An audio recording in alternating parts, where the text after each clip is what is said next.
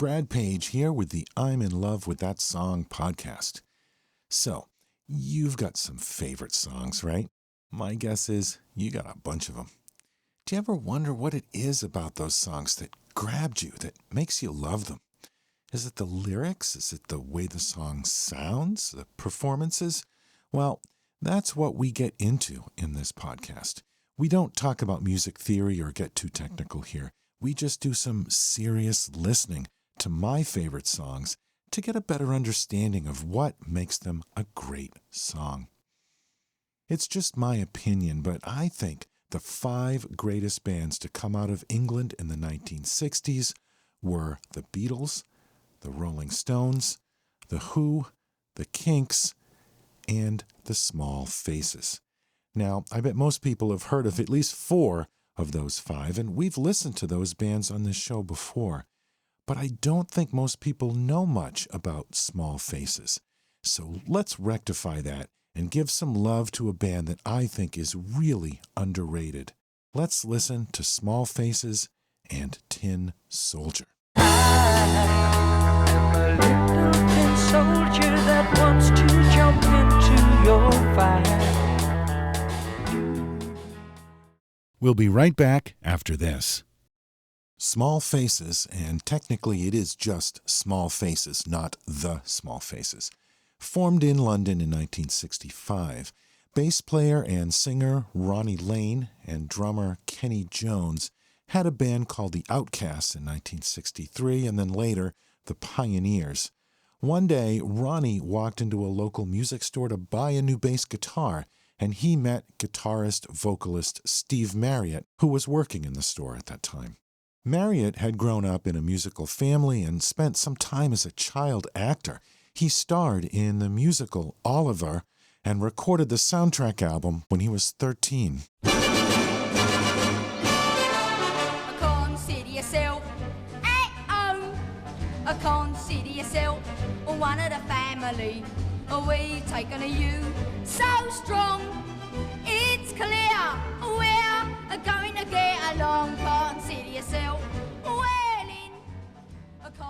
Marriott had been playing in a local band called The Moments, but one night Marriott joined Ronnie and the Pioneers on stage for an impromptu jam, during which Marriott managed to trash the pub's piano, resulting in the whole band being thrown out of the club. Afterwards, Steve and Ronnie formed a band with Kenny Jones on drums and an organ player named Jimmy Langwith, who used the stage name of Jimmy Winston. They booked some gigs, but they needed a name. Winston's girlfriend had made a comment about how Marriott, Lane, and Jones were all short, and she said they had small faces. But in the British mod culture of the time, being called a face meant that you were fashionable and charismatic, so they liked the dual meaning of Small Faces and kept it as their name. They started out by playing R&B covers, which is what the mods were into, and Steve Marriott had a great voice for those kinds of songs. He could really shine on those soulful tunes. They played songs by James Brown, Jimmy Reed, Smokey Robinson, Rufus Thomas. They weren't writing their own material yet. They were just happy playing the R&B songs that the mods loved, and they became one of the most popular bands on the mod scene.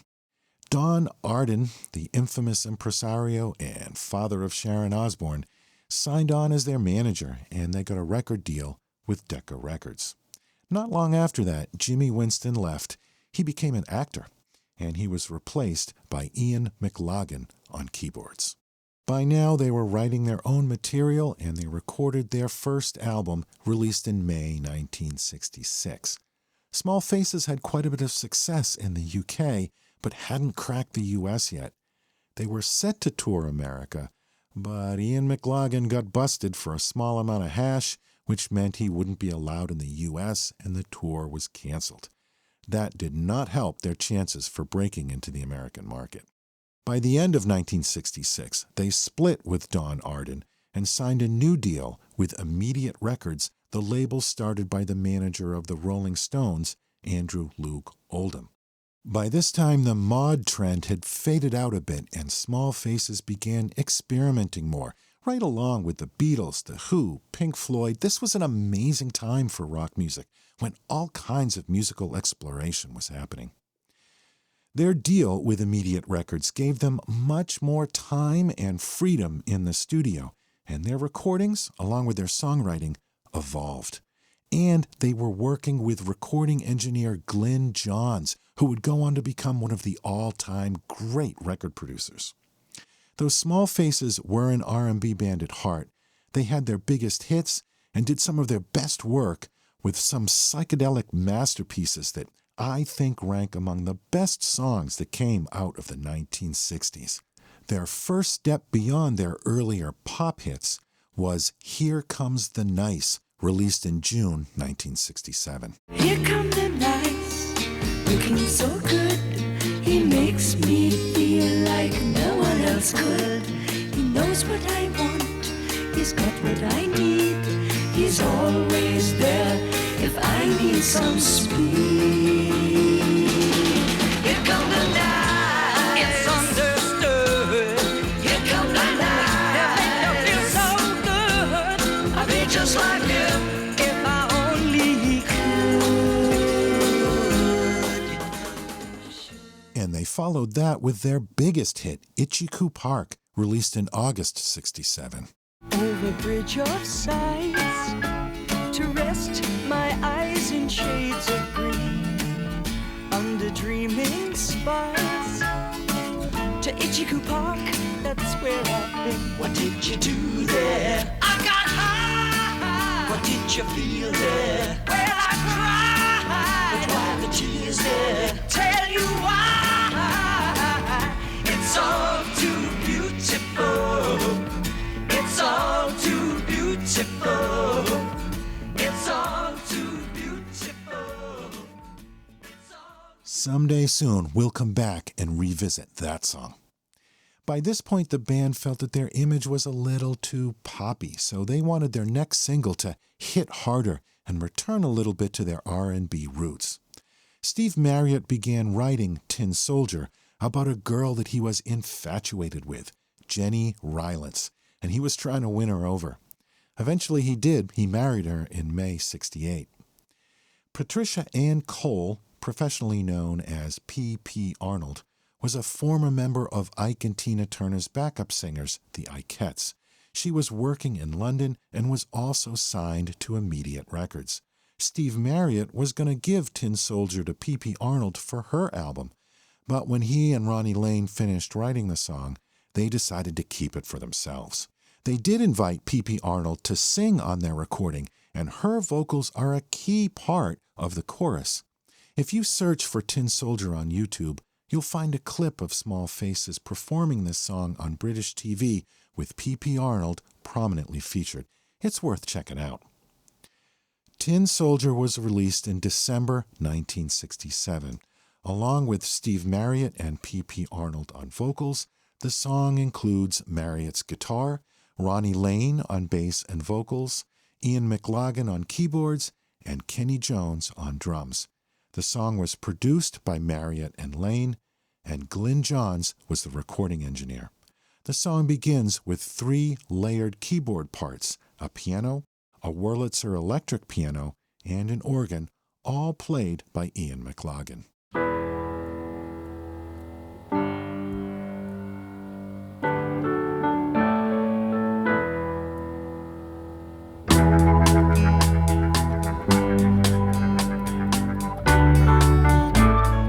There's also an acoustic guitar in the background there, too. Ronnie Lane joins in on bass and Kenny Jones on drums, playing the hi-hat and the rim of his snare drum, which has a tick-tock feel, almost like a clock ticking. Next, Steve Marriott's electric guitar will come in, and I really love the sound of the guitar here. It's nothing spectacular about the tone, it just sounds great.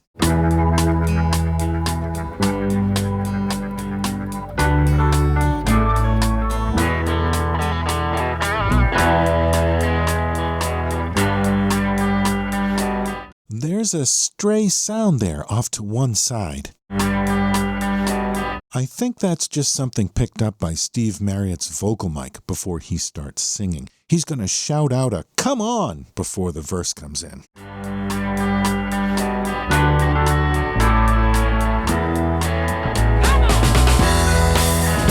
The drums are all in now.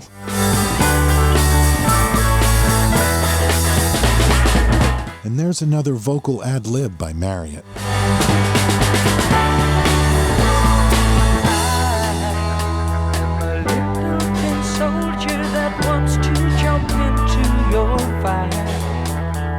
I like that little guitar lick there. And Marriott is singing relatively softly, close to the mic, trying to create as intimate a vocal as possible.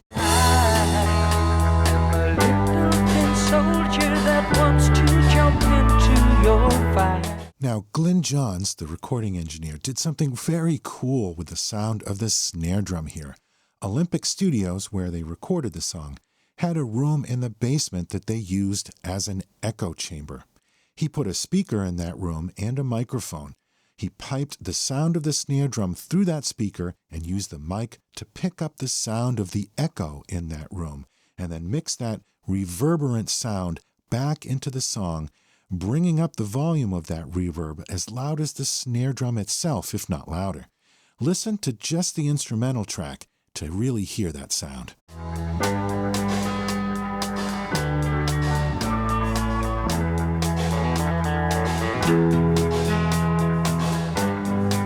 Let's bring the vocals back in and listen to the rest of that verse.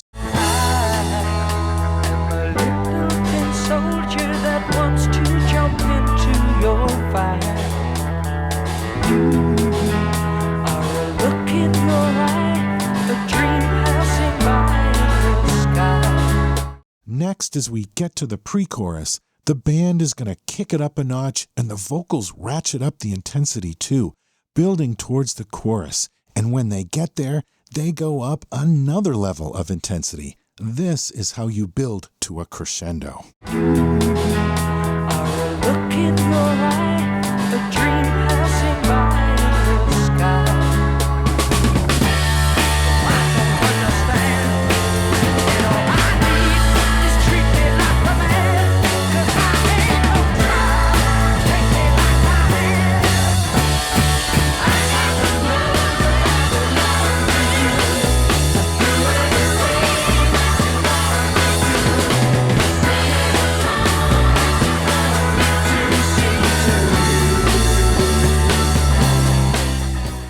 Okay, let's go back and break that down a bit. We'll start with the tail end of the softer verse.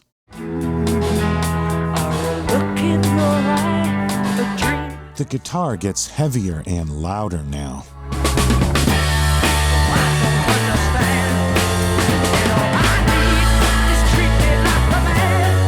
They hit 3 accents to launch us into the chorus. Vocals panned to one side.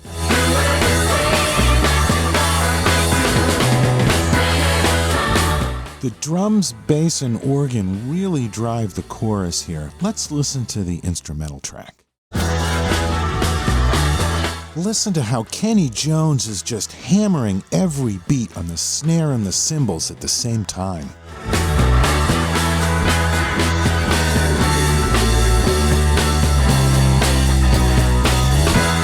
Now, at the end of the chorus, they go into a bridge that really shows their R&B roots.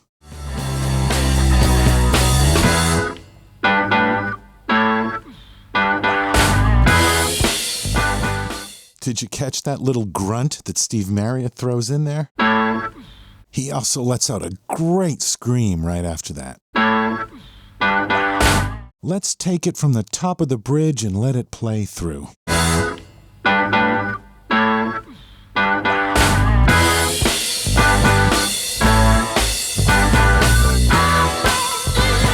Check out the piano note he keeps pounding out.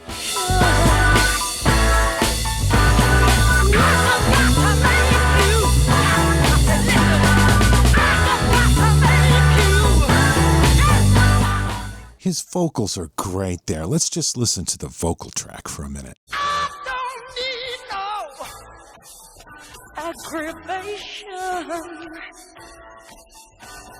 I just got to make you. I said, listen, I just got to make you. Dig those la-la-las there. The bridge leads us right back into another chorus, and there's a great bass part here, too.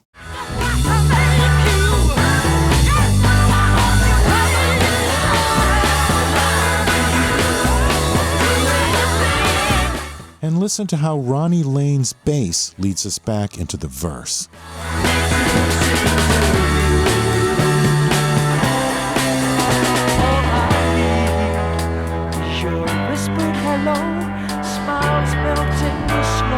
You can really hear those low piano notes here. Deeper than time, say a love that won't rhyme without words. So now I like that blast of organ there.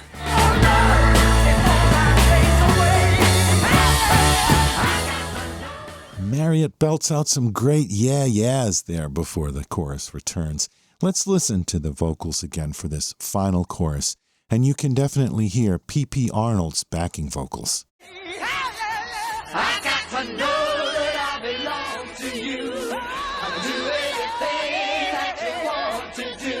I'm singing the song that you want me to sing to you. After that last chorus, there's a dramatic big finale. Marriott puts it all on the table with his vocal performance while the band just churns behind him, and it all rises to a conclusion with a choir building a wall of sound before the ending. Let's listen to that.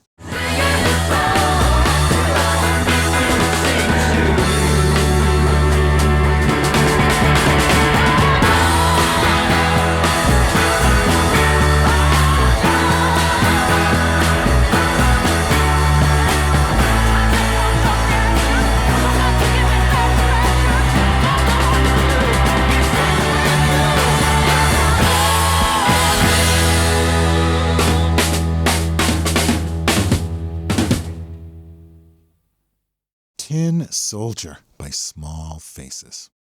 Is there such a thing as love at first sight? I don't know about people, but it certainly happens with music.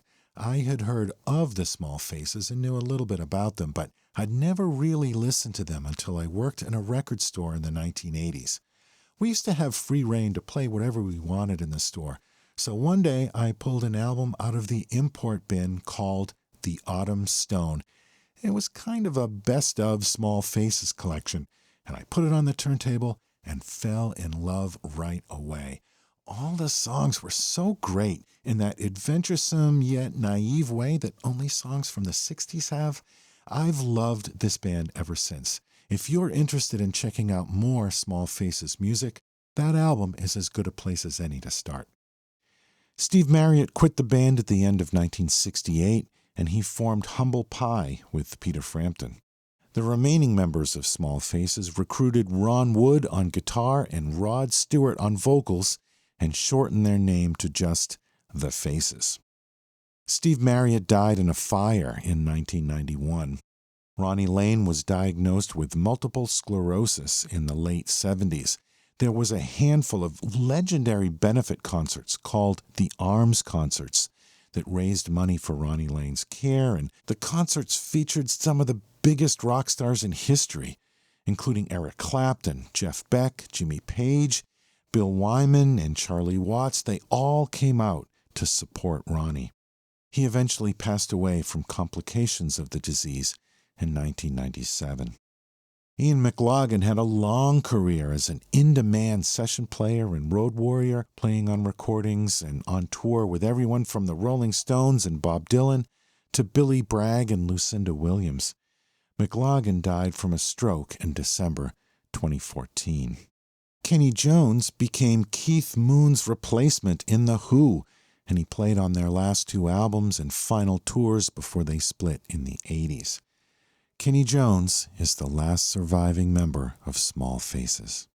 And that will do it for this episode of the I'm in Love with That Song podcast. We'll be back in 2 weeks with another new episode. If you'd like to catch up on all our previous episodes, you can find them all on our website, lovethatsongpodcast.com. You can connect with us on Facebook. Just search for the I'm in Love with That Song podcast. You'll find us. And you can follow the show on Twitter, along with a bunch of other great podcasts, at PopStaffTweets. Please share this episode with your friends, and if you got a minute, write a review on Apple Music or wherever you listen to the show. And though I probably don't say it enough, please support the music you love by buying the album or the CD or the MP3 files.